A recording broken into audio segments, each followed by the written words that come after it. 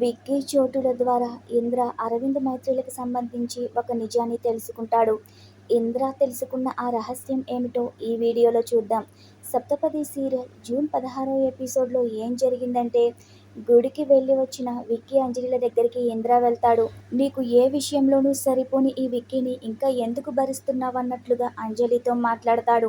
ఇక విక్కీతో మాట్లాడుతూ, నువ్వు ఒకప్పుడు ఆటో డ్రైవర్ అంట కదా, ఆ తర్వాత అరవింద్ అసిస్టెంట్ పోస్ట్ వచ్చిందంట. అదృష్టమంటే నీదే, తన్నితే బూరెల బుట్టలో పడ్డట్టు ఈ ఇంటి కల్లుడివైపోయావు అని మాట్లాడుతూ ఉంటాడు. నువ్వు తింగరోడ్లా అమాయకంగా కనిపిస్తావు గాని నీది చాలా గట్టి బుర్రే అంటాడు.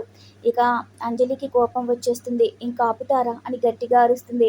ఇతను ఏం చేస్తే నీకెందుకు, ఇప్పుడు ఎలా ఉంటే మీకెందుకు, అసలు అవన్నీ అడగడానికి మీరెవరు, మీకే దిక్కులేక ఈ ఇంటికి వచ్చి ఉంటున్నారు. అలాంటప్పుడు మీరు తన గురించి మాట్లాడడానికి సరిపోరు, మీకు ఏ హక్కు ఏ అధికారం ఉందని మరొకరి గురించి మాట్లాడుతున్నారు అంటుంది. ఇంకొకసారి ఇలా మాట్లాడితే ఊరుకునేదే లేదు, ఎంతలో ఉండాలో అంతలోనే ఉండండి కోపంగా అంజలి లోపలికి వెళ్ళిపోతుంది. ఏంటో ఈ ఇంట్లో ఎవరిని కదిపినా టపాసుల్లా పేలుతున్నారని ఇంద్ర తన మనసులో అనుకుంటాడు. ఇక మైత్రి అయితే అంజలి మంచిది కాబట్టి నోటితో చెప్పింది, మరొకరు చేత్తోనో లేక చెప్పుతోనో కొట్టి ఉండేవారని కోపంగా వెళ్ళిపోతుంది. ఇక అప్పుడు ఇంద్ర విక్కీ దగ్గరకు వచ్చి, వాళ్ళిద్దరూ ఎవరి డైలాగులు వాళ్ళు చెప్పేసి వెళ్ళిపోయారు. నాకున్న అదృష్టం కల్లా నీకు డైలాగులు లేకపోవడమే అంటాడు. ఇంక ఇంద్ర కూడా లోపలికి వెళ్ళిపోతాడు. ఇక అంజలి అంతలాగా విక్కీని పొగిడి విక్కీని సపోర్ట్ చేస్తూ మాట్లాడేసరికి ఇంద్రకి అంతలా ఎదురు తిరిగేసరికి చాలా సంతోషపడిపోతాడు. గుడిలో జరిగిన సంఘటనలన్నీ తలుచుకుని ఎమోషనల్ అయిపోయి సంతోషంతో ఉంటాడు.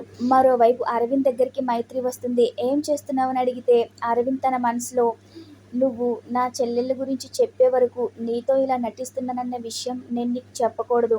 ఎందుకంటే ప్రస్తుతం నువ్వు నీ చెల్లెల గురించి చాలా టెన్షన్ పడి బాధపడుతున్నావు. ఈ సమయంలో ఈ నిజం నీకు తెలిసి నిన్ను బాధ పెట్టలేనని అనుకుంటూ నటిస్తూ ఉంటాడు.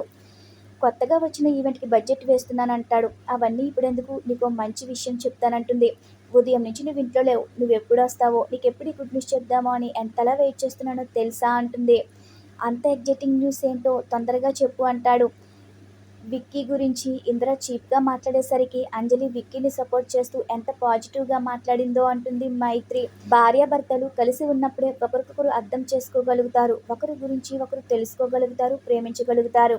వాళ్ళకి అవకాశం ఇచ్చింది నువ్వే. నా మాట విని అంజలితో విక్కీని పంపించావు, నువ్వే వాళ్ళు కలిసేలా చేశావు అంటుంది.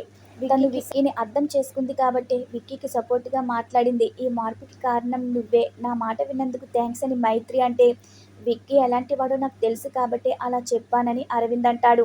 వాళ్ళిద్దరూ త్వరలోనే కలుస్తారనిపిస్తుందని అరవింద్ చెప్తూ ఉంటే, అదే జరిగితే అంతకన్నా కావాల్సిందేముంది, వాళ్ళిద్దరూ కలవాలంటే నువ్వేం చెప్తే అది చేస్తాను అంటాడు అరవింద్. ఇక మరో సీన్లో మైత్రి పూజ చేస్తూ ఉంటే మైత్రిని చూస్తూ చోటు, విక్కీలు ఆడవాళ్ళు పూజలు చేస్తే వాళ్ళ భర్తలు కూడా హ్యాపీగా ఉంటారట, అరవింద్ ఎంతో లక్కీ అని మాట్లాడుకుంటూ ఉంటారు. వాళ్ళ మాటలన్నీ వింటాడు ఇంద్ర. పూజలు చేస్తున్న నా మాజీ పెళ్ళాన్ని రోజు చూస్తే నాకు పుణ్యం వస్తుంది అని మనసులో అనుకుని ఇంద్ర ఫోన్లో రికార్డ్ చేసుకుంటూ ఉంటాడు. ఇక అప్పుడే చోటు, విక్కీ ఇద్దరూ మాట్లాడుకుంటారు. మన ప్లాన్ సక్సెస్ అయింది కదా, వాళ్ళిద్దరిని కలపడానికి మన ప్లాన్ బాగానే వర్కౌట్ అయిందని చోటు అంటూ ఉంటే, ప్లాన్ అంటున్నారేంటి, ఖచ్చితంగా ఇదేదో నాకు వర్కౌట్ అయ్యేలా ఉందే అని ఇంద్ర అనుకుంటాడు. ఏదో జరిగింది, అదేంటో తెలుసుకోవాలనుకుంటాడు. వాళ్ళిద్దరూ మాట్లాడుతూ ఉంటే ఆ మాటలన్నీ రికార్డ్ చేస్తాడు ఫోన్లో. అరవింద్ మైత్రి గారిని క్షమిస్తారో లేదో అనుకున్నాం, తన సొంత చెల్లెలెవరో తెలుసుకోవడం కోసం తనతో సంతోషంగా ఉన్నట్లు బాగానే నటిస్తున్నాడు. ఎలాగైనా వాళ్ళు కనీసం దగ్గర అవుతున్నారని వాళ్ళు మాట్లాడుకుంటూ ఉంటారు. అదంతా తెలుసుకుని ఫోన్లో రికార్డ్ చేసిన ఇంద్ర భలే క్లూ దొరికిందే అని అనుకుంటూ ఉంటాడు. అరవింద్ బయటికి వెళ్ళిపోతూ ఉంటే మైత్రి అడ్డుగా వెళ్తుంది. దగ్గరికి రమ్మని తులసికోట దగ్గరికి తీసుకెళ్తుంది. పెళ్ళం పూజ చేస్తే నువ్వు దేవుడికి దండం పెట్టుకుని ప్రసాదం కూడా తీసుకోకుండా అలా వెళ్ళిపోతే ఎలాగా అని అంటుంది. మరో సీన్లో విక్కీ ఫోన్లో మాట్లాడుతూ ఉంటే అంజలి చోటు దగ్గరికి వచ్చి భోజనానికి పిలిచి మీ ఫ్రెండ్ని కూడా రమ్మను అంటుంది. అలా అనేసరికి చోటు షాక్ అవుతాడు. విక్కీ ఫోన్ మాట్లాడేసి వచ్చి, అలా షాకులో ఉండిపోయావేంటి అంటాడు. ఇందాకే అంజలి మేడం వచ్చి టిఫిన్ చేయడానికి నిన్ను తీసుకురమ్మని చెప్పారు. అది వినగానే నేను షాక్ అయ్యానని చోటు అనగానే విక్కీ చాలా సంతోషపడతాడు. నిన్ననే దేవుడికి దండం పెట్టుకున్నాను, తనని అర్థం చేసుకునేలా చేయమన్నాను. దేవుడు కరుణించాడని చోటుని ఎత్తుకుని గిరగిరా తిప్పేసి చాలా సంతోషపడిపోతాడు. ఇక తర్వాత అందరూ భోజనానికి కూర్చుంటారు. అంజలి అందరికీ వడ్డిస్తూ ఉంటే, లహరి ఉండగా నువ్వు వడ్డించడమేంటని ఇంద్ర అంటాడు. లహరి పెడితే గాని తినవా అని శోభ అంటే, భార్య భర్త కొడ్డిస్తే తప్పేంటి అంటాడు ఇంద్ర. మారిపోయి మంచిగా ఉండమంటున్నారు, భార్యాభర్తల మధ్య ఇంటరాక్షన్ ఉండాలిగా అంటాడు ఇంద్ర. నిన్న కాఫీ ఇవ్వనివ్వలేదు, ఇప్పుడు టిఫిన్ కూడా వడ్డించనివ్వరా అనగానే ఇక వెంటనే శోభ లహరి ఇంద్రకి టిఫిన్ పెట్టు అని చెప్తుంది. ఇక అప్పుడే మైత్రి అరవింద్కి సంతోషంగా వడ్డిస్తూ ఇడ్లీలో కారపొడి నెయ్యి వేసుకుంటే భలే ఉంటుందని ప్రేమగా చెప్తూ ఉంటుంది. నువ్వు తెలివైందని అనుకున్నాను, చాలా అమాయకురాలువని ఇంద్ర అంటాడు. నువ్వు నమ్మినా నమ్మకపోయినా నీకో నిజం చెప్పాలి. నీ భర్త నీతో ప్రేమగా ఉంటుంది, నీ మీద ప్రేమ చూపిస్తుంది నిజం కాదు. నిన్ను నమ్మించడం కోసం యాక్టింగ్ చేస్తున్నాడని ఇంద్ర అంటాడు. ఇంద్రకి ఈ విషయం ఎలా తెలిసిందని మైత్రి తన మనసులో అనుకుంటుంది. నీ భర్త నీ మీద చూపించే ప్రేమ అదంతా అబద్ధం అంటాడు. నోటికొచ్చినట్లు వాగుతున్నావేంటని శోభ అంటుంది.